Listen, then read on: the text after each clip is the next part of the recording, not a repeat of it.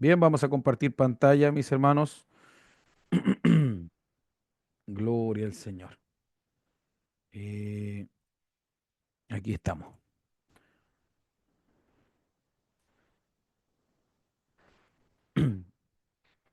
Vamos a comenzar con lo que es. Ya, ahí está la primera diapositiva entonces. Los evangelios sinópticos, la primera enseñanza, el primer estudio bíblico, la primera clase, como usted quiera llamarle. El título sería, el título sería Panorama histórico y religioso del Nuevo Testamento. Ese es el título, mis hermanos, para que ustedes los vayan apuntando, anotando por ahí en sus cuadernos. Los evangelios sinópticos. Ya vamos a aprender lo que es sinóptico. Si hay algo que no va entendiendo, lo va a ir entendiendo poco a poco. Pero muy importante que usted vaya tomando atención. Preste mucha atención para que no se pierda nada de la enseñanza que tenemos en esta noche ya. Los evangelios sinópticos, número uno, panorama histórico y religioso del Nuevo Testamento. Ahí usted puede ver la imagen de los pescadores, Jesucristo, cuando está leyendo, ¿verdad?, la escritura en Isaías, en la sinagoga, que esa escritura se leía en hebreo, ¿ya? Son unas imágenes representativas de lo que vamos a ver en las futuras enseñanzas con la ayuda del Señor. Mis hermanos, estudiar el trasfondo histórico del Nuevo Testamento, escúcheme, es clave para conocer mejor a nuestro Señor Jesucristo. Porque estudiar el Nuevo Testamento desconociendo el contexto histórico en el que él vivió en su ministerio terrenal, estamos hablando de los 33 pasaditos de 33 años, como se cree aproximadamente unos 33 años y medio 33 años y medio de vida que él tuvo, unos 3 años y medio de ministerio terrenal, lo vamos a ignorar muchísimas cosas que vamos a leer en los evangelios en el Nuevo Testamento si no conocemos el trasfondo histórico. Entonces, estudiar el trasfondo histórico nos va a ayudar a entender el contexto real en el que vivió, habló y actuó. Aunque nuestro Señor Jesucristo es divino, es Dios, nosotros lo sabemos, o sea, Él no tiene un punto de partida, Él no ha comenzado a existir porque Él es eterno. Sin embargo, cuando Él en su eterna divinidad, sabiduría y gloria decide encarnarse, descender a la tierra, como lo llama el apóstol, siendo rico se hizo pobre, se humanó, se encarnó, Él se convirtió en un judío, porque se hizo hombre, siendo Dios se hizo hombre, dice la escritura. Se convirtió en un judío del siglo primero que vivió, caminó y anduvo, durmió, comió con los judíos de aquel tiempo. Él vivía en Israel. Él estuvo también junto con todos los judíos bajo el yugo romano. Por lo tanto, vivió en un tiempo histórico concreto. Así que conocer su trasfondo histórico, valga la redundancia, nos ayudará a entender, pero muchísimo mejor, las enseñanzas de nuestro Señor y muchas cosas que acontecieron en el Nuevo Testamento y sobre todo en los evangelios sinópticos. Usted quiere conocer mejor a Jesús, quiere entender por qué hizo algunas cosas, tiene que estudiar el trasfondo histórico, tiene que conocer el trasfondo histórico de los evangelios. Los evangelios sinópticos, ahora, evangelio, como usted lo ve acá, evangelio, viene del griego evangelion y significa buena noticia. Yo creo que la gran mayoría sabemos realmente qué significa evangelio. Buena noticia o buena nueva. Es una buena noticia realmente. Una nueva es una noticia, así que es lo mismo, son las mismas palabras, solo que he dicho de otra manera. Buena noticia. Eso es el evangelio. Y los evangelios del Nuevo Testamento recogen los relatos de esta buena noticia. Entonces, evangelio significa buena noticia. Pero, ¿qué significa sinóptico? También se lo quise dejar acá en una especie de mapa conceptual que hicimos acá. Los evangelios sinópticos son Mateo, Marcos y Lucas. Mateo, Marcos y Lucas. Algunos se preguntarán, ¿y Juan Pastor? No, Juan es harina, como dicen las abuelitas acá en el sur, harina de otro quintal o de otro costal. Eso lo vamos a ver más adelante cuando estudiemos las cartas o los escritos de Juan, o como se le conoce también, literatura juanina. Pero los evangelios sinópticos serían Mateo, Marcos y Lucas. Sinópticos viene del griego sin, que significa juntos, y opsis, que significa vista o visión. Entonces los evangelios sinópticos, si juntamos sin y opsis, que sin significa juntos, repito, y opsis significa vista o visión. Por lo tanto, sinóptico viene a significar algo así como ver juntos o tener una mirada en común. Ver juntos o tener una mirada en común. Es por eso, mis hermanos, que cuando usted va al Nuevo Testamento, comienza Mateo, Marco y Lucas, a usted le va a hacer la idea, sobre todo cuando usted es muy nuevo, le va a hacer la idea como que está leyendo lo mismo. Usted lee Mateo y dice, ah, qué bonito, pero llega Marco y se da cuenta que lee muchas cosas de lo que ya leyó en Mateo. Ok, pasa a Lucas y dice, oye, espérate, aquí estoy leyendo lo mismo que me salió en los 3 libros atrás. ¿Qué pasó? Bueno, por eso se le dice sinóptico, porque los tres están narrando desde una misma perdón, están narrando y relatando acerca de una misma persona, es como si lo estuvieran viendo juntos, solamente que los tres se complementan.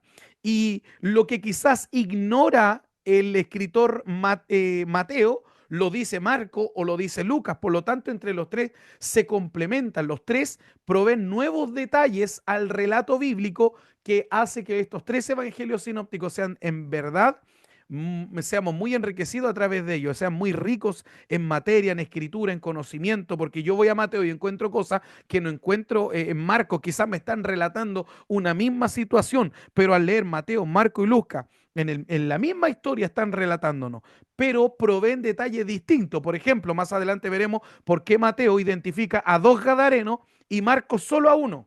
¿Nunca se ha preguntado eso usted? ¿Por qué Mateo habla de, por ejemplo, siempre hablamos del endemoniado gadareno, pero resulta que el Evangelio de Mateo habla de 2 gadarenos? Marcos habla solo de uno.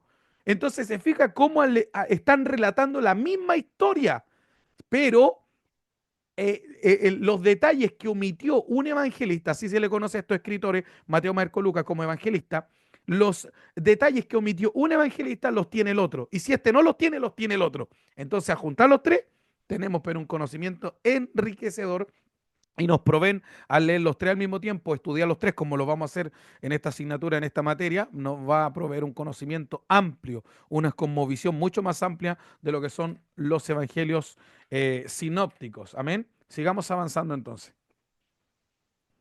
El periodo intertestamentario. Este es un espacio, mis hermanos, en el tiempo antiguo, desde lo que conocemos como el último libro del Antiguo Testamento. Bueno, Antiguo Testamento para nosotros, los cristianos, para un judío eso se llamaría, o para un israelita, o un israelí, como se les dice en este tiempo, que pertenecen al Estado de Israel, sería la Tanaj. La Tanaj. Malaquías es el último libro.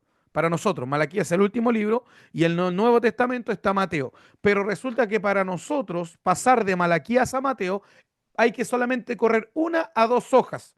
1 a 2 hojas correrla, por supuesto, si no es una Biblia de estudio, 1 a 2 hojas y ya entramos de Malaquía, pasamos a Mateo. Pero ese tiempo se le conoce como el tiempo intertestamentario o también se le conoce como el periodo del silencio. ¿Sabe cuántos años hay entre Malaquía y Mateo? ¿Algún hermano que quiera activar su micrófono y decirme, tener el favor, a ver si saben cuántos años hay entre Malaquía y Mateo? 400 años, mi 400. pastor. Correcto. 400 años, 4 siglos.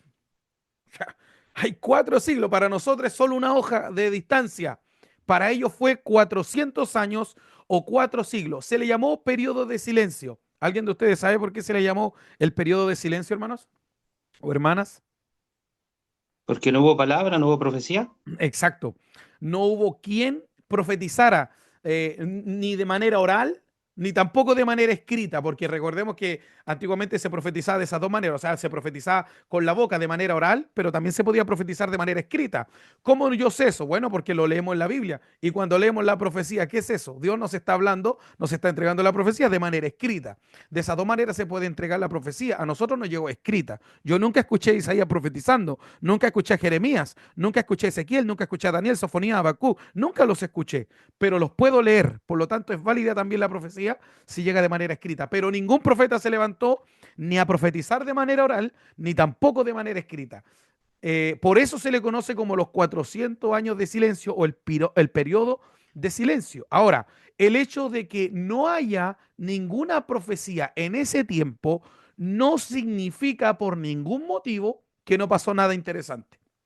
No, no significa por ningún motivo que no ocurrió nada relevante, trascendental o que llame nuestra atención. Claro que pasaron cosas tremendas. Por ejemplo, en el siglo IV antes de Cristo, hubo un gran emperador con un gran imperio que de hecho está profetizado en Daniel capítulo 7. A ver, lo voy a leer.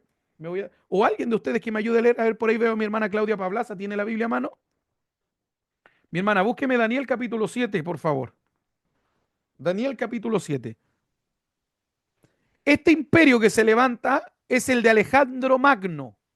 ¿Han escuchado de Alejandro Magno? Un tipo, pero fue un jovencito, como dicen en Chile, un lolo.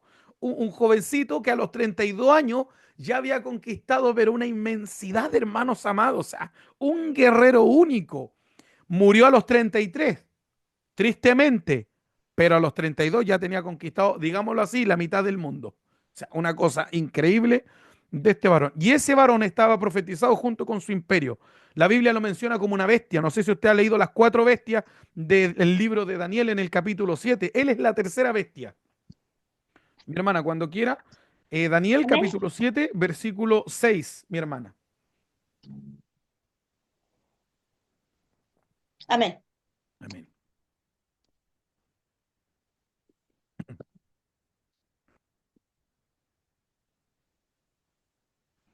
Dice así en el nombre de Jesús. Amén. 7, 6. 7, 6. ¿Solo el 6? Solo el 6. Después de esto miré y he aquí otra, semejante a un leopardo, con 4 alas de ave en sus espaldas. Tenía también esta bestia 4 cabezas y le fue dado dominio. Y le fue dado dominio. Amén. Ya. Semejante a un leopardo. No, no, no, no, no se olvide de eso. Semejante a un leopardo. Era como una especie de un animal híbrido. Semejante a un leopardo. Tenía, perdón, alas de ave en su espalda. Esta bestia tenía 4 cabezas y le fue dado dominio. Esas 4 cabezas quieren representar lo que eran las 4 cabezas, porque cabeza significa autoridad, los 4 generales a los que le fue entregado el dominio. Ya voy a avanzar para que usted entienda mejor esto, mis hermanos amados. ¿Saben cuántos años demoró en conquistar Alejandro Magno todo lo que es el imperio antiguo de Persa, el antiguo imperio persa? 10 años. Desde los 22 hasta los 32 años conquistó todo de una manera terriblemente rápida, igual que un leopardo, con una agilidad tremenda, con una agilidad tremenda. Volaba ese hombre conquistando, conquista espectacular, un estratega espectacular.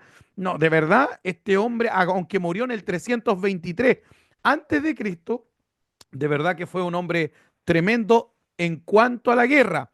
Ahora, como murió tan joven, a los 33 años de edad, no dejó ningún heredero al trono. Usted imaginará que con un imperio tan grande, usted imaginará que con un vasto imperio que había conquistado recientemente y sin haber un heredero al trono, tenía que... Ahora, Alejandro Magno, este que sale acá ya, ese que estaba ahí al medio, ese vendría siendo Alejandro Magno, es con una escultura que hicieron de él, ¿ya?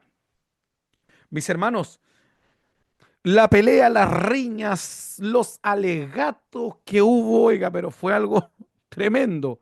¿A quién le entregamos el reino? ¿Qué se hizo? Se le entregó el reino, el gobierno, a las 4 cabezas de esta bestia. Estas 4 cabezas son los 4 generales de Alejandro Magno. Uno se llamó Ptolomeo, el otro se llamó Antígono, el otro se llamó Seleuco y el último Casandro. Lo repito.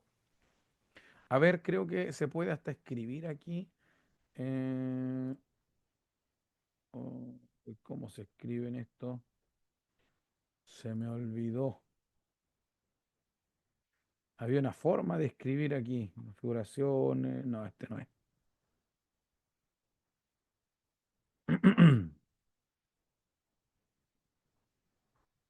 No creo que está acá arriba. Anotar. Aquí está.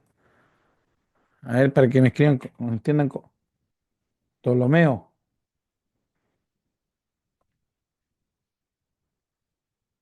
Antígono, Seleuco y Casandro. Eso era. Ptolomeo, Antígono, Seleuco y Casandro. Este de acá arriba, Ptolomeo, recibió Egipto. A él se le entregó Egipto. Al segundo, Antígono, se le confirió Frigia o Frigia, además también se le confirió Licia y Panfilia. A Seleuco, el tercer general de Alejandro Magno o del fallecido Alejandro Magno, Seleuco se le otorgó el control sobre Siria y también sobre toda el Asia Oriental. Y a Casandro, finalmente Casandro, se le asignó Grecia y también Macedonia. Grecia y también Macedonia. Ok, a ver, aquí cómo eliminó. Ahí está. Alejandro Magno tenía el sueño. Mi hermana Roxana, mutee por favor su micrófono. Siléncielo. Mi pastor, disculpe, ¿podría decir cuál fue lo que se le otorgó a Antígono? Sí, inmediatamente. Ahí sí, ahí lo pudo. Ya, Antígono se le confirió Frigia. Frigia, se escribe tal cual. Frigia, Frigia. Licia y Panfilia. Mi pastor, una consulta. ¿Sí? ¿Cuál era la nacionalidad de Alejandro Magno? Gr- ¿Cuál era su estado? Griego macedonio. Era griego. Su imperio era griego macedonio. Él era griego. Alejandro Magno, por cierto, era griego, tenía el sueño, obvio, era patriota, tenía el sueño de unir, como iba conquistando, se dio cuenta el tipo que tenía un poder arrasador para la conquista, dijo, de aquí a poco conquistamos el mundo. Por lo tanto, dijo, ya que vamos a conquistar el mundo, él tuvo un sueño, un ideal. ¿Cuál era ese sueño, ese ideal? Unir a toda la humanidad por la imposición de la cultura griega. Desde entonces la influencia griega se extendió en el Mediterráneo oriental. El idioma griego se convirtió en el lenguaje universal. Era signo de buena educación hablar griego, leerlo y escribirlo. O sea, alguien hablaba griego, leía griego, escribía griego. No, ese era educado. Era educado. Era un hombre de la alta estirpe, era un hombre estudiado, era un hombre que de verdad se había consagrado al estudio. Era muy bien visto que alguien hablara griego y todo gracias a que este varón, Alejandro Magno, quiso imponer, no pidió por favor, por supuesto, impuso que la gente adoptara las costumbres griegas y el lenguaje griego, el idioma griego. Muchos judíos, en vista de esta gran influencia griega, de hecho hasta el día de hoy, usted no ha visto cuántas series, películas, dibujos animados han hablado de los dioses griegos, una cosa pero tremenda, la influencia griega fue tremenda. Es más, los escritos que tenemos del Nuevo Testamento se escribieron en griego, el Nuevo Testamento está en griego. Una cosa pero tremenda, mis hermanos. Muchos judíos adoptaron también el lenguaje griego, la vestimenta griega. Pero los judíos conservadores veían como algo horrible este hecho y decían, no, nosotros tenemos nuestra identidad, nosotros no nos podemos mezclar con los griegos, ni con su lengua ni con nada, nosotros tenemos nuestra propia identidad. Pero muchos judíos comenzaron a adaptarse al nuevo sistema. A estos judíos que se adaptaban a la cultura griega se les llamaba helenistas. A ver, lo voy a escribir. Este término quizás lo vamos a ver más comúnmente de lo que pensamos. Entonces, helenistas. Viene del griego, se lo voy a escribir mejor.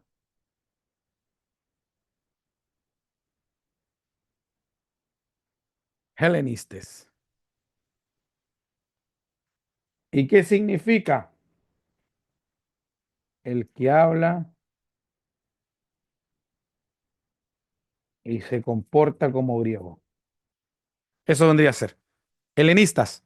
¿Qué es un helenista? Un judío que básicamente se comportaba y hablaba como griego. O sea, abandonaba su esencia, abandonaba su identidad y comenzaba a vestirse como se vestían los griegos, comenzaba a adoptar las costumbres griegas y también comenzaba a hablar en griego. A esto se les denominó helenista. Lo voy a dejar un ratito ahí para que usted lo anote, por si quiere anotarlo. Entonces se le apodaba como helenista. El conflicto entre los helenistas y los judíos conservadores que mantenían su fe de manera ortodoxa se volvió violento. A veces se agarraban a discutir. Comenzó de a poco, pero esto a medida que fue avanzando se fue tornando violento. Y sobre todo cuando este personaje de acá, a ver cómo lo coloco. Este personaje de acá, hermanos. eh, ahí está. No, este varón, hermano, el de la izquierda, a ver, el de la izquierda vendría a ser de su pantalla, creo, si está en el mismo sentido que la mía. Se llama Antíoco Epífanes. Fue rey de Siria. ¿Cómo se llamaba? Antíoco Epífanes. Voy a borrar esto para que me permita usar esto. Ahí está. Este varón. Antíoco Epífanes era un rey en Siria. Este era descendiente directo de Seleuco. ¿Recuerda usted quién era Seleuco? ¿Quién era Seleuco? Seleuco fue, tomen atención porque esto son preguntas de la tarea que viene. Uno de los generales Eso, escogido. muy bien, hermano, muy bien. Fue uno de los Entonces, generales. Exacto. Fue uno de los generales Seleuco. Este Antíoco Epífanes, como era rey de Siria, este fue descendiente directo de Seleuco. No nos olvidemos que a Seleuco se le otorgó el control de Siria y Asia Oriental. Por eso es que naturalmente sus descendientes iban a venir a ser reyes en Siria. Este era uno de los generales, Seleuco fue uno de los generales de Alejandro Magno al que se le repartió este imperio. Entonces uno de sus descendientes se llegó a llamar Antíoco Epífanes y era rey en Siria. Este se apoderó de Palestina en el año 175 antes de Cristo. Este monarca está descrito en el libro de Daniel. Alguien, por favor, que tenga la amabilidad de leer Daniel capítulo 11 y el versículo 21. Es descrito, ¿sabe cómo le dicen? ¿Cómo le dice el profeta Daniel? Un hombre despreciable. Mi pastor, ¿en qué año? amén. 175 antes de Cristo se apoderó de Palestina. Era rey de Siria, pero se apoderó de Palestina en el 175 antes de Cristo y el profeta Daniel lo menciona como un hombre despreciable. 11:21. Amén. Amén. Y le sucederá en su lugar un hombre despreciable, al cual no darán la honra del reino, pero vendrá sin aviso y tomará el reino con halagos. ¿Ve? Este era un hombre despreciable. Aprobó una petición de los helenistas. Recuerden que los helenistas eran los que, ¿recuerda quién eran? ¿Quién eran los helenistas? Los que Los dejaban judíos su que costumbre y tomaban se ponían las costumbre griega. costumbres griegas. Exactamente. Los judíos que se amoldaban a las costumbres griegas. Helenista viene de helenistes, el griego heleniste, que significa el que habla y se comporta, camina, vive, como usted quiera decirlo, como griego. Este, este gobernador, este monarca despreciable, como le llama el libro de Daniel, aprobó una petición de los helenistas. ¿Por qué? Los helenistas, por supuesto, estaban ubicados en Jerusalén. Jasón, líder de ellos, lo nombraron como sumo sacerdote. Le dijeron, hey, Antíoco, tú vas a ser rey acá, ya tomaste Palestina, ya tomaste acá Jerusalén, ya no eres rey de Siria, ahora vas a ser rey acá también. Mira, nosotros somos helenistas, hemos adoptado costumbres griegas y tenemos un varón que se llama Jasón y nos gustaría que él fuera el sumo sacerdote. Recuerden ustedes que el sumo sacerdocio era una cosa muy delicada para los israelitas, para los judíos, era una cosa que venía de la casa de Aarón, bueno, todo lo que usted ya sabe.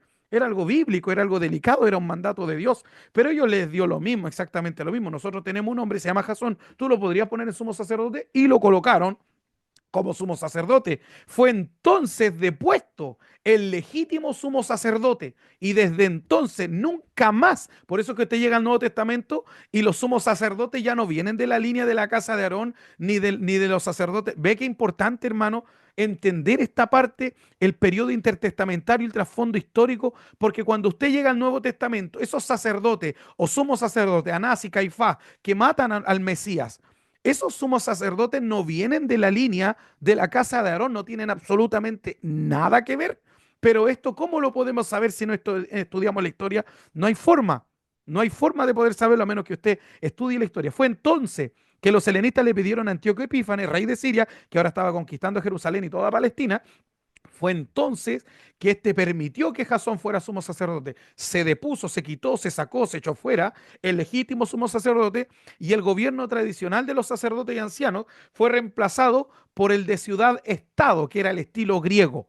La mayoría de los judíos perdieron su ciudadanía también. Se construyó un gimnasio cerquita del templo. ¿Sabe lo que practicaban los griegos? La gimnasia.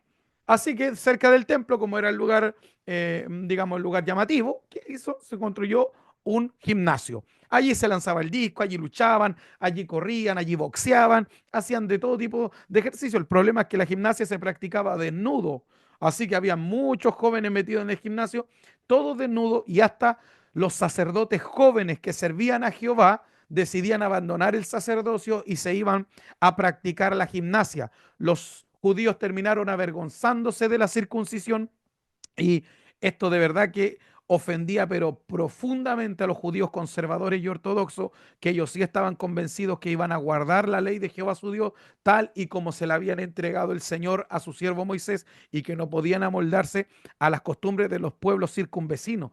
Todo esto llegó al colmo cuando Antíoco Epífanes desató una encarnizada persecución contra los judíos. Dijo: ya, se acabó acá la pelea entre helenistas y judíos conservadores. Acá va a pasar lo que yo quiera que pase. Se acabó que ustedes van a gobernar. Se acabó, se terminó. ¿Qué hizo? Dijo: vamos a desaparecer a los judíos, estos que no piensen como nosotros, hay que exterminarlos. ¿Sabe lo que hizo? Dio órdenes de terminar con el judaísmo, sus costumbres, sus creencias, e implantar en su lugar ya no el culto a Jehová, sino el culto a Zeus, la más grande deidad de los griegos. Los sirios vinieron, saquearon el templo, sacaron todas las cosas, robaron todo lo de valor y colocaron en el santuario, escuche, donde tendría que ir el arca del pacto, lo más santo de lo más santo para un judío. ¿Sabe qué pusieron? Una estatua de Zeus. Esto es lo que la Biblia llama en Daniel. Alguien que lea Daniel 11:31, por favor. Ay, santo Dios. La abominación desoladora. Amén. Amén. Ah, ya. Amén. Daniel capítulo 11, versículo 31. Amén. Dice así en el nombre de Jesús: y se levantarán de su parte tropas que profanarán el santuario y la fortaleza, y quitarán el continuo sacrificio, y pondrán la abominación desoladora. La abominación desoladora. Se acabó el sacrificio, ya no hay más sacrificio de cordero ni machos cabríos. Ahora, ¿sabe lo que empezó a hacer? Vamos a sacrificar cerdos. Comenzaron a sacrificar cerdo, que era lo más asqueroso y abominable para un judío. No comían cerdo, ni siquiera respiraban cerca de ellos. Le tenían un asco eran tan repugnantes los cerdos, y en vez de sacrificar lo que Dios mandó, comenzaron a sacrificar cerdo. Sacaron el arca del pacto, en ese lugar colocaron, en el santuario mismo colocaron la estatua de Zeus, y las habitaciones del templo, escuche, las habitaciones de la casa de Jehová, ¿sabe qué le hicieron? Burdeles de prostitutas. O sea, hermano, fue horrendo lo que hizo Antíoco Epífanes. Bien, decía la profecía de él, un hombre despreciable.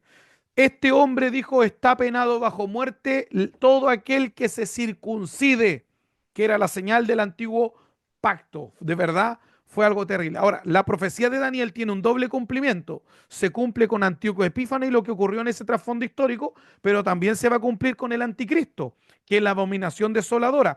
Eso se conoce, bueno, eso lo podemos ver en otra ocasión, se conoce como el doble cumplimiento de una profecía. Antíoco Epífanes es como el arquetipo, la antesala a lo que va a ser, más o menos, para que usted entienda, el anticristo. Bien, sigamos avanzando entonces. Este Antíoco Epífanes, y este vendría a ser Alejandro Magno. Este de acá ya vamos a ver. Este de acá es cuando estaban sacrificando los cerdos. Esta es la imagen. Yo decía, ¿y esta imagen de dónde salió? Ahora me acordé. Ve que aquí está un hombre y aquí están trayendo los sirios y todas estas personas cerdos para poder sacrificarlos. Esta cuestión, por supuesto, lo hicieron, como decimos en Chile, para picarlo. O sea, para que se piquen. ¿No? O sea, le gustó hacer lo que ustedes querían. Ahora ya no funciona así. Tremendo, hermano. Tremendo lo que tenían que sufrir estos pobres judíos. A muchos de los judíos la situación se le hizo intolerable. No, de verdad, esto ya no da para más, dijeron. Se negaron a acatar las órdenes de Antíoco Epífanes, con todo y lo perverso que era, lo guerrillero que era, lo guerrero, lo fuerte que era. Dijeron: no nos vamos a someter. Lo que era el pueblo judío, hermano, como siempre se ha aferrado a la ley de su Dios, tenían un remanente. Dijeron: no nos vamos a someter a lo que diga Antíoco Epífanes. Fue así como por fin surge lo que hoy conocemos como, o lo que se conoció y hoy conocemos como, la resistencia de los macabeos. Macabeo en Chile tiene una pésima connotación y significado. Lo dejo claro porque quizás este video creo que estoy grabando, ¿cierto? Sí, estamos grabando esta enseñanza. En Chile, Macabeo, no sé por qué, de dónde habrá surgido esto. Es un hombre al cual su mujer lo gobierna.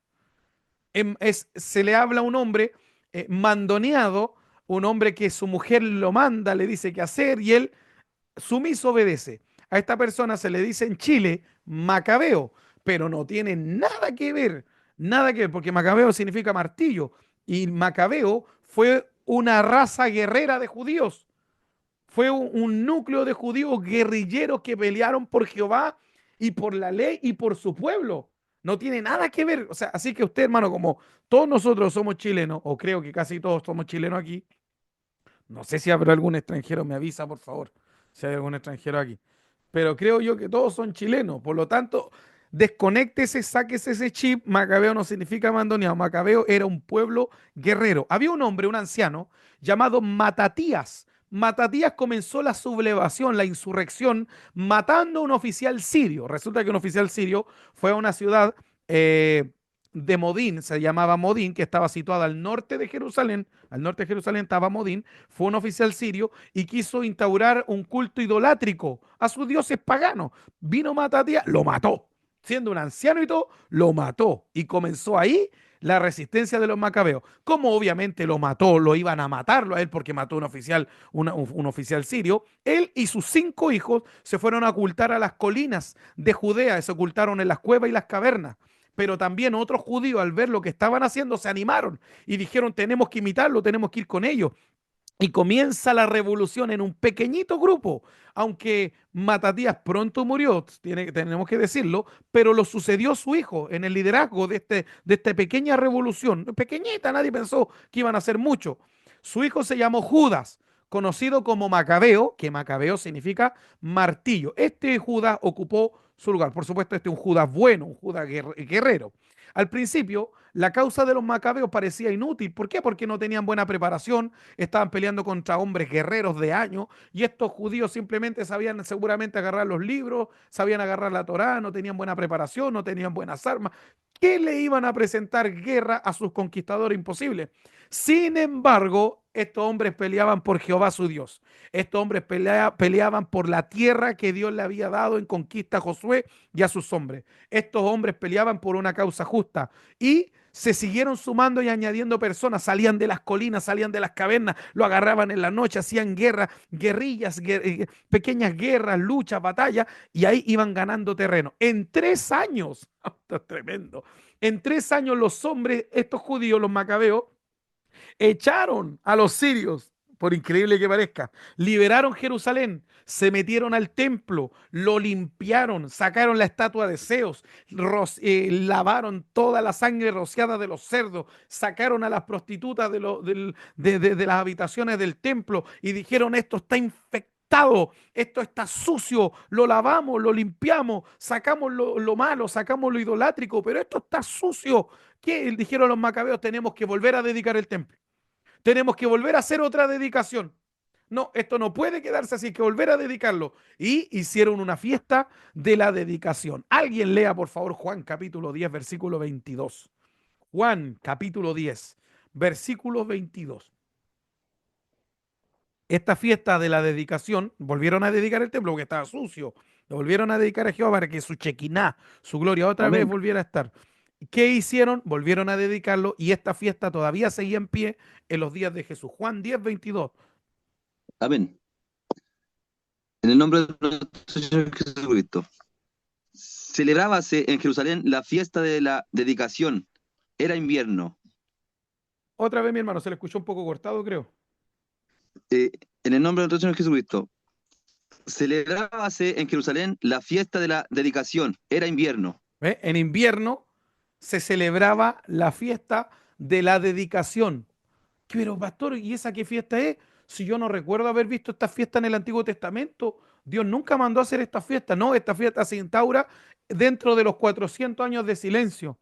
¿Por qué? Porque el templo estaba sucio, tenían que volver a dedicarlo a Jehová, volver a santificarlo. Se llamó la fiesta de la dedicación y se celebraba en el tiempo de Jesucristo, por supuesto. Los sirios, al ver esto, dijeron, vamos a ir y nos sacaron ya de Jerusalén. No, estos hombres vamos a volver y nos van a quizás hacer la misma. ¿Cómo lo hacemos? ¿Cómo lo hacemos? Tenemos que darle libertad religiosa.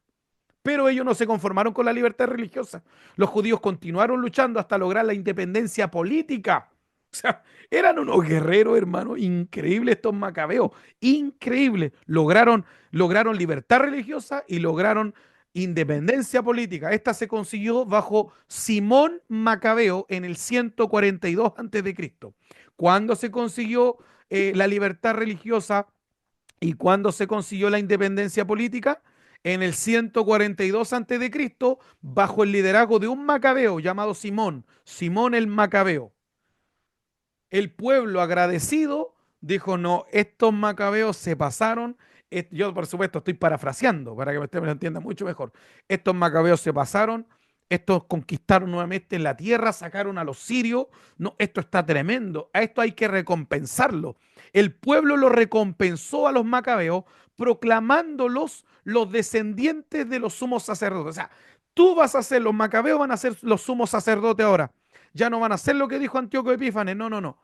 No los helenistas, van a ser acá, van a ser los macabeos. Van a ser los macabeos los que van a gobernar nuestra tierra. A esto se le llamó etnarcas y sumos sacerdotes. Etnarcas son gobernadores provinciales. Etnarcas se deletrea Etnarcas. Etnarcas. Sumos sacerdotes y etnarcas. Eran gobernadores provinciales. Así se estableció lo que se conoce como la dinastía Asmonea. Asmonea, a ver, lo voy a escribir acá, es lo mismo, no quiero que se me confundan, pero es exactamente lo mismo, mis hermanos, es exactamente lo mismo. Ok. Macabeo, Asmoneo, es lo mismo. Asmoneo, me faltó la S. Asmoneo, es lo mismo, son términos, son sinónimos. La dinastía Macabeo, la dinastía Asmonea es exactamente lo mismo. No se confunda si más adelante usted ve que ya no hablo de Macabeo, sino solamente de Asmoneo, estamos hablando de lo mismo. Solamente que cuando comenzaron a ser sumos sacerdotes y etnarcas, que el pueblo lo recompensó así, desde ahí se le conoció como ya no tanto Macabeo, sino como la descendencia de la dinastía Asmonea. Pero relativamente viene a ser exactamente lo mismo, mis hermanos. Bien, sigamos avanzando. Sigamos avanzando. Mi pastor, ¿Sí? ¿los macabeos eran del linaje de Aarón? No, O sea, ¿estaba aprobado por Dios de que fuera así? no necesariamente. El pueblo fue que lo decidió, no fue Dios. Dios dejó a la casa de Aarón. Pero recordemos que también Dios se molestó mucho con la descendencia de Aarón en Elí. Recuerdan ustedes que Elí dijo, no, este no puede ser más sumo sacerdote. Sin embargo, la línea que Dios había dejado de sumo sacerdote era la casa de Aarón, sin duda alguna. Pero no, ellos no tienen nada que ver, no tiene nada que, no quiero que se confunda, no tiene nada que ver con la línea de Aarón. No, este era un viejito llamado Matatía que le dio un celo santo porque esto iban a instaurar en Modín, al norte de Jerusalén, una ciudad, iban a instaurar un culto idolátrico. Lo mismo que hicieron en Jerusalén, lo querían hacer al norte de Jerusalén, en la ciudad de Modín. Este viejito vino, le cortó el cuello, lo mató como lo haya asesinado, y cuando vio que lo mató por el celo de Jehová, se fue a esconder a las colinas, junto con sus 5 hijos. Entonces, este viejito muere al poco tiempo, pero se le suma más gente, más gente, más gente. Entonces llegó a ser la resistencia de los macabeos, que salían en medio de su escondite y mataban a todos los sirios, y en 3 años liberaron al pueblo de Jerusalén. Pero no tiene nada que ver con que hayan sido de, de Aarón, o de Leví, o de Efraín, o de Manasés, no tiene nada que ver. El pueblo lo escogió. No fue que la voz de Dios lo dijo, fue el pueblo que lo escogió a ellos para recompensarlo por su tremenda labor que habían hecho. Si era lo correcto o no, la verdad es que lo correcto era lo que enseñaba la ley, pero el pueblo los quiso recompensar de esa manera, ¿ok? ¿Quedó claro, hermano? No, no sé si fui claro. ¿Entendió? Amén, mi pastor, sí, amén. Ya. Ahora, con todo esto, a pesar de que los macabeos ya habían vencido, digamos así, ya habían logrado la libertad religiosa y la independencia política, la influencia helenística seguía en Judea. No, no, no la habían quitado, imposible. O sea, sacaron a los sirios, pero no las costumbres griegas. Juan Hircano, hijo y sucesor de Simón Macabeo, recordemos que con él se logró la independencia política y la libertad religiosa. Tuvo un hijo, se llamó Juan Hircano. ¿Sabe qué empezó a hacer? se empezó a moldar a las costumbres de los pueblos vecinos y comenzó a favorecer las tendencias griegas, es decir, se convirtió en un helenista. En el tiempo de Juan Hircano, del 135 al 104 a.C., fue cuando se produjo una ruptura. Dentro del pueblo judío habían unos que se hacían llamar hasideos. Lo voy a anotar acá igual. ¿Dónde está acá? Así. Hasideos, que significaba devotos. Era como un grupito, no había problema con ellos, eran hombres fieles a la ley, eran hombres que amaban a Dios, eran hombres que buscaban de Dios y que eran, pero estrictamente conservadores hasta el extremo. Cuando ellos vieron, los hasideos, vieron que estos comenzaron, los macabeos o la dinastía asmonea, con Juan Hircano, comenzaron a moldarse las costumbres griegas, ¿qué hicieron? Se separaron. Y cuando se separaron, ya no se les dijo más hasideos. ¿Sabe cómo se les puso? Fariseos. Los fariseos significa separados. De hecho, se cree que le pusieron fariseos como de manera irónica, como burlándose. Sí, ellos, como diríamos en Chile, ellos, los santos, los fariseos. Se le puso fariseo, ya no hasideo, fariseo, los separados, los únicos, los que se creen los mejores. Pero el nombre se lo dejaron. Es más, después sacaban pecho, yo soy fariseo, soy apartado, soy diferente, soy distinto. Mientras, un fariseo sería el de la izquierda, el que está al lado del logo de nuestro ministerio. Ese vendría a ser un hasideo o fariseo. Yo le dejé escrito ahí por si acaso no hay alguien vaya a perderse. Ese es un hasideo que llegó a ser un fariseo. Al otro lado tenemos un asmoneo o macabeo, porque a estos que se separaron se les puso fariseo, pero a los macabeos y a todos los que comenzaron a moldarse a las costumbres de los helenistas y de la cultura griega, se le llamó saduceos. Entonces, por eso es que cuando usted va a leer el Nuevo Testamento encuentra fariseos y saduceos. Y ahora saben de dónde provienen. Los asmoneos o macabeos comenzaron a moldarse con Juan Hircano, comenzaron a moldarse y ya por eso es que usted no los pilla en el Nuevo Testamento como macabeos. No, ellos son los saduceos. Entonces, ¿quiénes son los saduceos? Son descendientes directos de los macabeos que comenzaron a moldarse. Empezaron bien, igual que los gálatas, pero terminaron mal. De hecho, hasta en su doctrina eran pésimos, no creían en la vida después de la muerte, no creían en ángeles, no creían en demonios, no creían en la resurrección, no creían en los milagros, creían que en esta vida había que pasarlo bien y ya, eso era todo. De hecho, fueron estos, a pesar de que liberaron a su pueblo, fueron estos los que mataron al Mesías. Los saduceos eran los que tenían el poder político en el tiempo de Jesús. ¿Y por qué? Porque el pueblo años atrás lo había recompensado de esa manera, pues.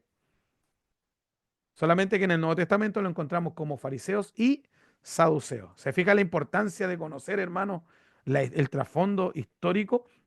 Y como estos saduceos o macabeos, asmoneos, conquistaron Jerusalén. ¿Cómo lo conquistaron? ¿Con besos y abrazos? Permítame ser irónico. ¿Lo conquistaron con regalitos? ¿Lo conquistaron diciendo pasa vosotros, o agarraron los cuchillos, la espada, la piedra, las patadas, los combos y todo lo que tenían? Esto agarraron la fuerza y la violencia. De ese modo liberaron a Jerusalén. Por eso es que años más tarde no podían esperar un Mesías pacífico como el que vino. Dijeron, no, esa no es la forma.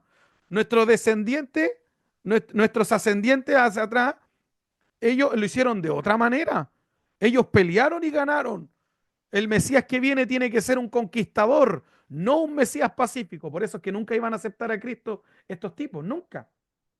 Nunca lo iban a aceptar porque no aceptaban a alguien pacífico, porque su antepasado, mis hermanos, sus antepasados eran personas que por medio de la violencia liberaron a Jerusalén y creyeron que del mismo modo el Mesías que vendría los iba a ayudar a sacarse encima el yugo romano.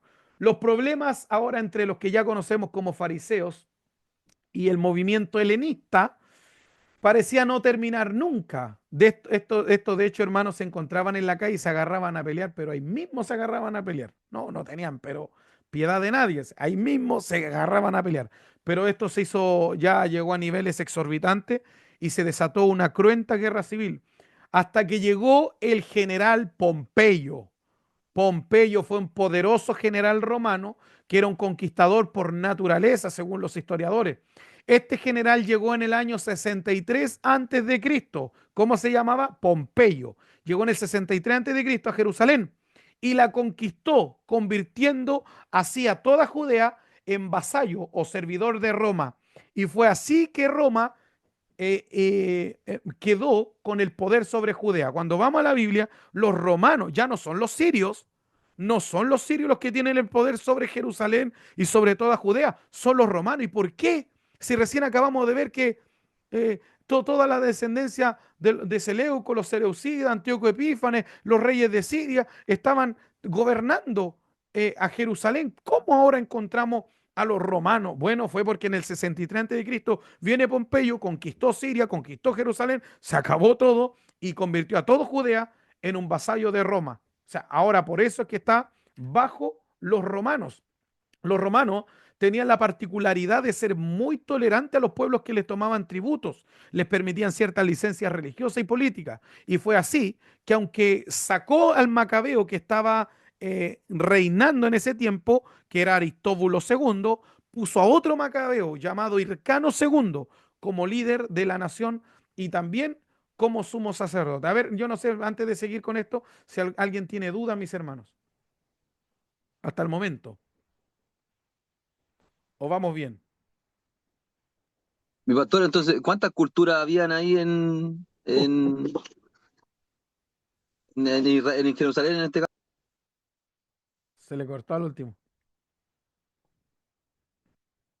¿Me escuchó? No, al último se le cortó. ¿Cuántas culturas habían entonces en Jerusalén? Porque ya estaban los sirios, estaban los judíos, después ya entraron los romanos. Una mezcolanza terrible, pues. Ahora vamos a ver bien esto, hermano. Le voy a responder ahora para que usted vea más o menos todo lo que había ahí. Justo viene esa respuesta dentro de lo que vamos a hablar ahora. La línea de los macabeos estaba en el poder.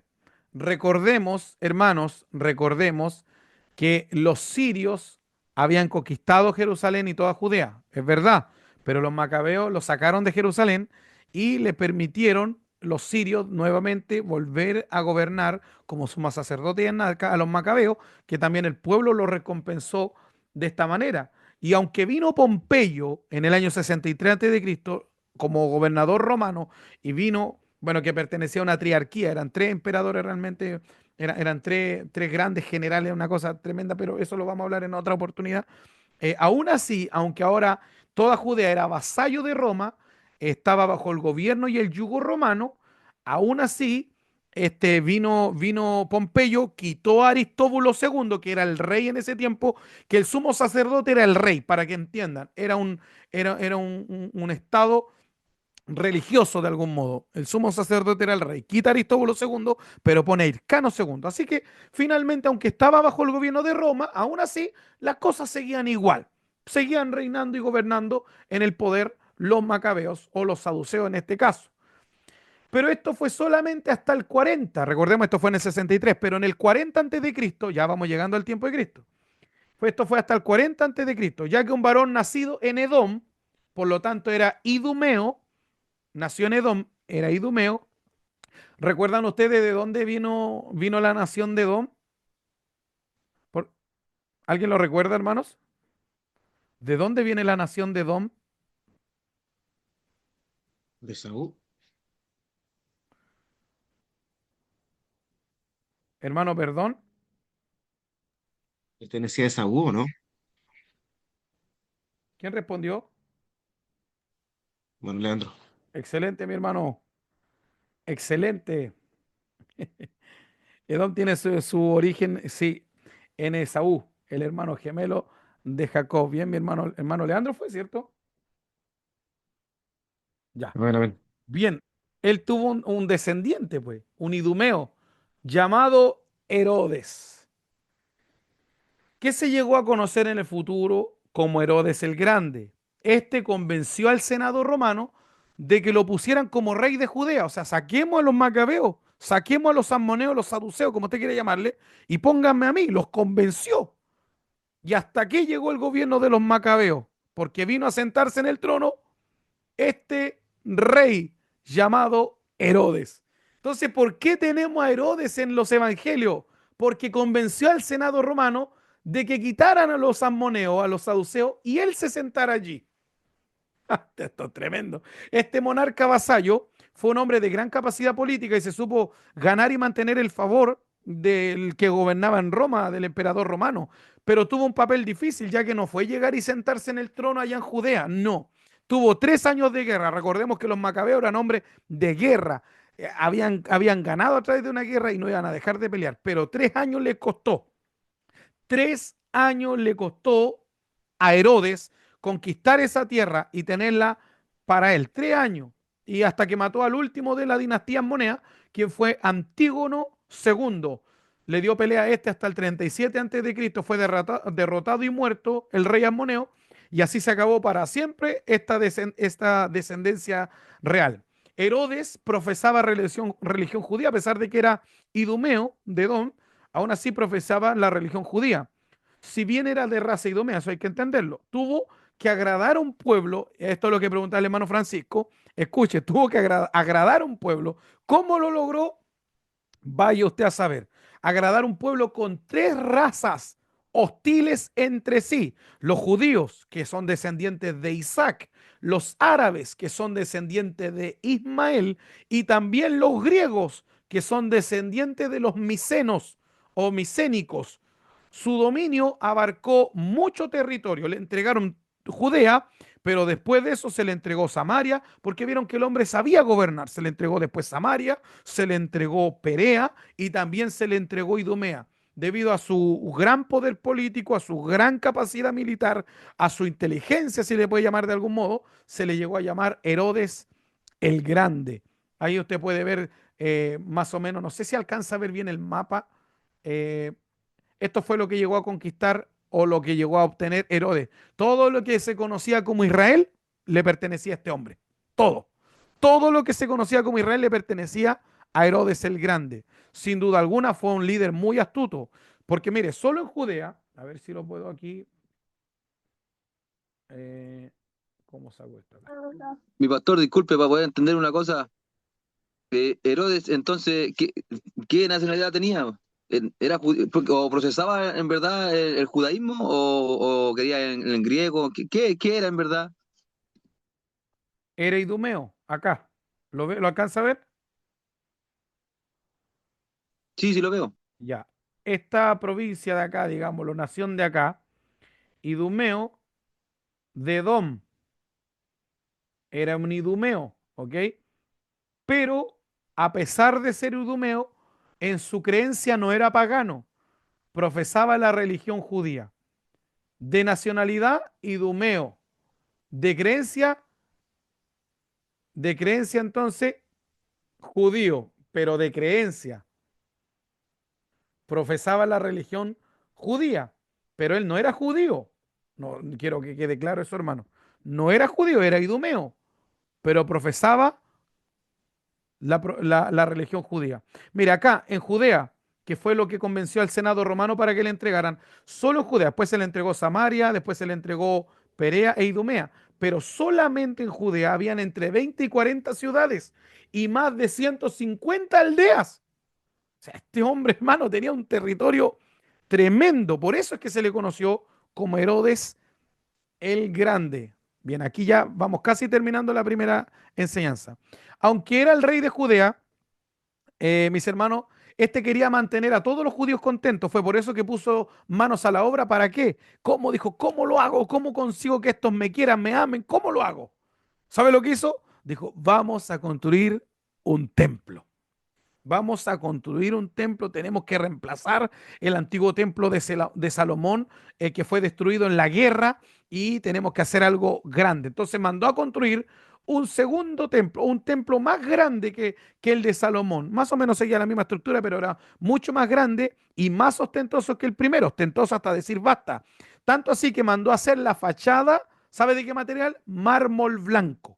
Esto hacía que la luz del sol fuera proyectada sobre el blanco del mármol, generando dos cosas. Primero, que por lejos que estuvieran, cualquiera iba a ver el brillo del templo. Y lo segundo, se veía tan radiante y brillante que llegaba a escandilar de algún modo los ojos de las personas. No sé si usted alguna vez ha ido a la nieve, alguien ha ido a la nieve. Oye, es bonito ir a la nieve, el frío es terrible, pero cuando el sol pega con fuerza en la nieve, uno tiene que ponerse gafas porque el blanco refleja demasiado la luz, queda muy brillante, uno se encandila, mis hermanos. Entonces ahora usted podrá tener una idea de ese gigantesco templo con una gigantesca fachada de puro mármol blanco. Cuando le pegaba el sol en su fuerza, era brillante. Por eso es que todos miraban. En una ocasión hasta Jesús le dicen, mira, le empiezan a mostrar el templo, lo lindo que era ostentoso, hasta decir basta. Bueno, fue en este templo donde Jesús volcó las mesas,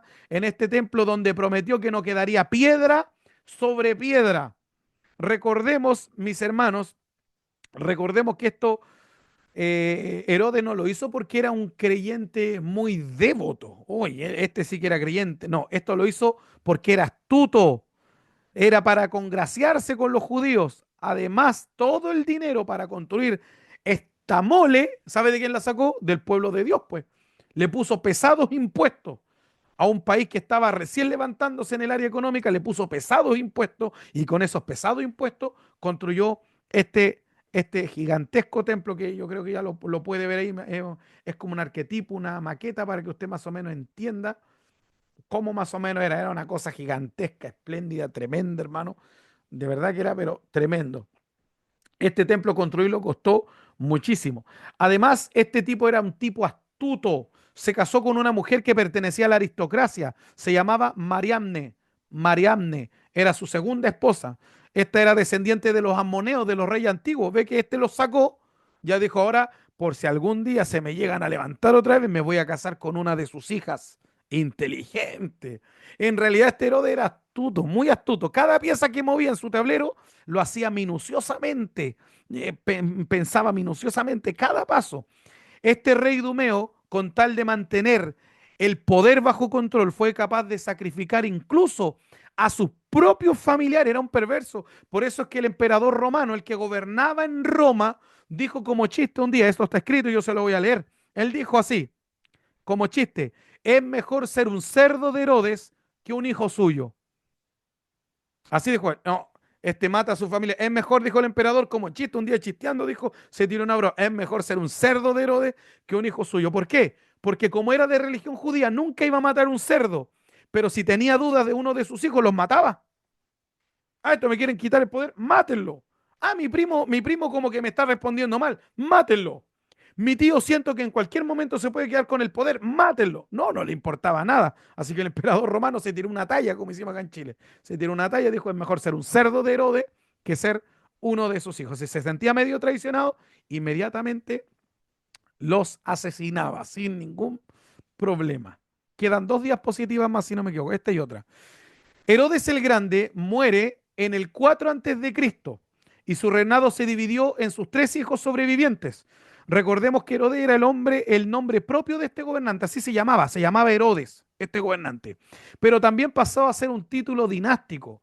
Eso quiere decir que sus hijos, para ser reconocidos como gobernantes, antes de su nombre real, se le anteponía Herodes.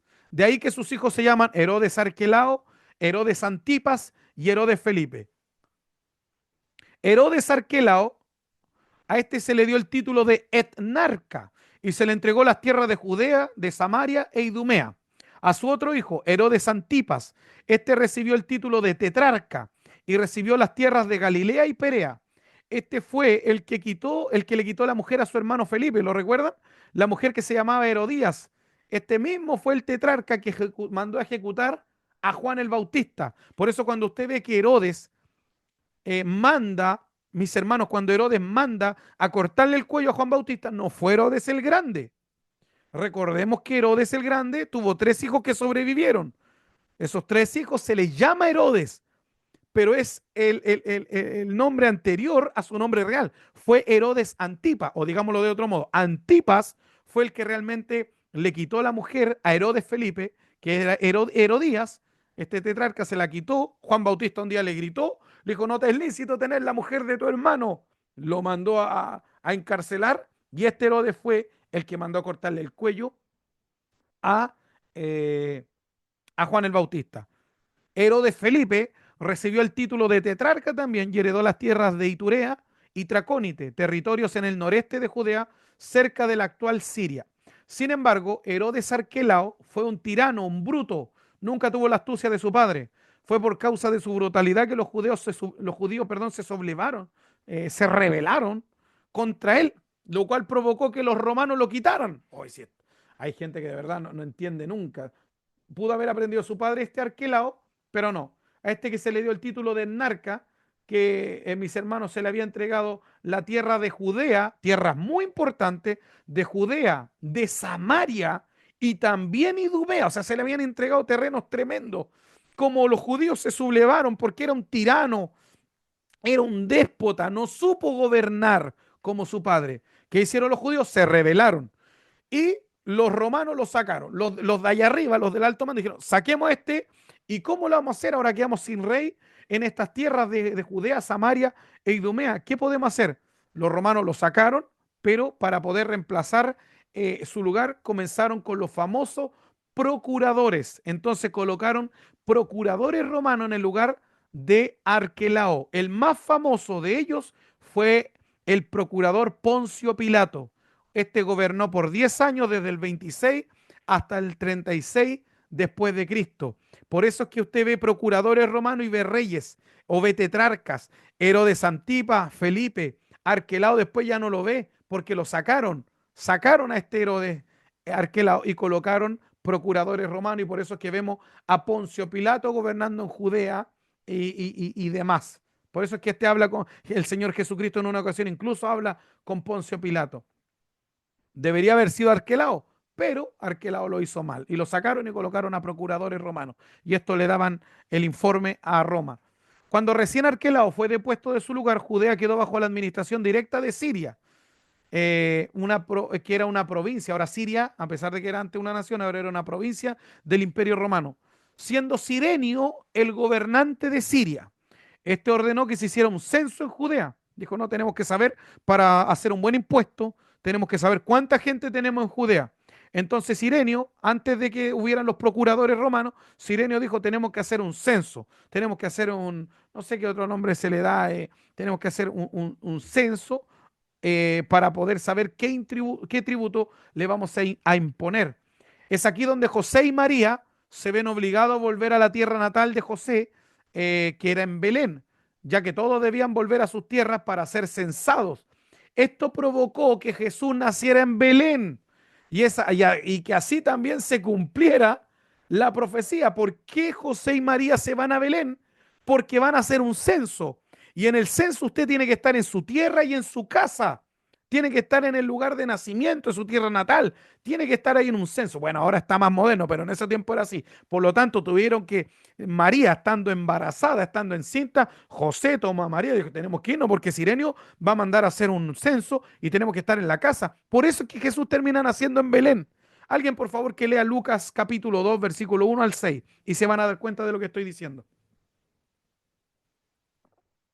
Lucas capítulo 2, versículo 1 al 6.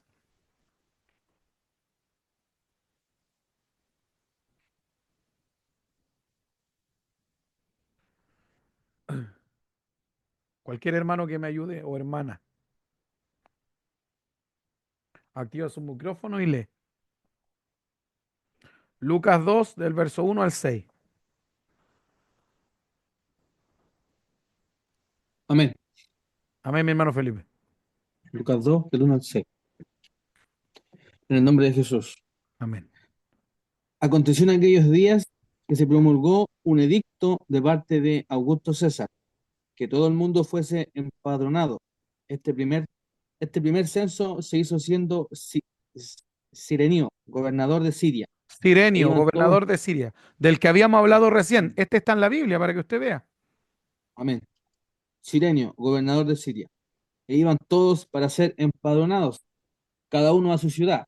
Y José subió de Galilea a la ciudad de Nazaret, a Judea, a la ciudad de David, que se llama Belén, por cuanto era de la casa y familia de David, para ser empadronado con María su mujer, desposada con él, la cual estaba encinta. Y aconteció que estando ellos allí, se cumplieron los días de su alumbramiento. Verso 7.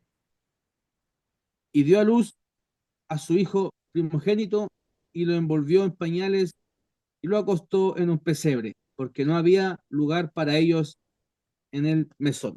Se fija, gracias mi hermano Felipe, se fija cómo estos hechos históricos están respaldados con la Biblia. La Biblia habla de este empadronamiento, de este censo, y por causa del censo tuvieron que volverse a la tierra de David, allá en Belén. Por eso es que termina naciendo en Belén nuestro Señor Jesucristo, y así se cumplió la profecía que decía que de Belén saldría el gobernador, que es nuestro Mesías, el Señor Jesucristo. Ya. Ahora, esta sí es la última diapositiva, aquí terminamos. Esto, por supuesto, todo esto del censo, nos van a contar ahora para ver cuánta plata nos pueden sacar, no le agradó a todos los judíos, obvio. Y como en el pasado hubo rupturas en el gobierno, cuando se levantaron los macabeos, lograron bastante, dijeron, ¿y si nos levantamos de nuevo? ¿Y si hacemos algo o nos vamos a quedar que nos saquen la plata nomás y no vamos a hacer nada? No, tenemos que hacer algo. Fue allí donde se levantó un cabecilla era un Galileo. Judas, se le conocía como Judas el Galileo. Y este tipo está en la Biblia también. Alguien, por favor, que lea Hechos 5:37. Se levantó con un grupo de guerreros, dijeron, tenemos que liberar a Jerusalén, tenemos que liberar a Judea, tenemos que liberar la tierra, algo hay que hacer acá, tenemos que liberar a Judea. Entonces dijeron, Judas Galileo, dirígenos, y comienzan a luchar, a batallar, vamos por Israel, vamos, batallemos, pero esta rebelión duró menos que el pan caliente, duró Hechos muy 3. poquitito. No, Hechos 5, verso 37. Amén. Escúchenme, por Amén. favor, antes que lean. Escúcheme, por favor. Y este Judas Galileo dirigió la sublevación, la insurrección, porque no le gustó lo del censo, no les gustó, entonces comenzaron a batallar. Pero duró menos que el pan caliente, lo mataron a Judas Galileo y todos se dispersaron. Hechos 5:37. Amén. Amén. ¿Quién va a leer? Ah, el hermano Francisco, dele. Amén. Después de este se levantó Judas el Galileo en los días del censo y llevó en pos de sí a mucho pueblo. Pereció también él y todos los que obedecían fueron dispersados. Léalo otra vez, hermano. Mire qué maravilloso. Habla del censo histórico, habla de Judas el Galileo, habla de la rebelión. Mire, esto es maravilloso. Léalo otra vez. Después de este se levantó Judas el Galileo en los días del censo y llevó en pos de sí a mucho pueblo. Pereció también este y todos los que obedecían fueron dispersados. Tremendo, hermanos. Bueno, ¿qué fue lo que quedó tras este Judas Galileo? Se levantó un partido político después de su muerte, llamado los Celotes. Por eso es que acá yo le coloqué los Celotes. Se levantaron los Celotes, que significa celoso o fervoroso. En este caso, celosos por Dios y por la libertad de Israel. Pero estos eran violentísimos. Este era un grupo radical que quería liberar a su pueblo del yugo romano, y también se le conocía como celotes porque en sus vestiduras siempre guardaban una daga que se llamaba sica. ¿Cómo se llamaba la daga? Se llamaba sica, con la cual mataban a sus oponentes de sorpresa. Y sobre todo a los judíos que colaboraban con el Imperio Romano, los mataban, no estaban ni ahí con nada. Uno de estos fanáticos se convirtió a Cristo y fue hecho un apóstol. Uno de estos celotes. Lea Lucas capítulo 6, verso 15, por favor. Pedro, ¿no? Lucas 6, 15.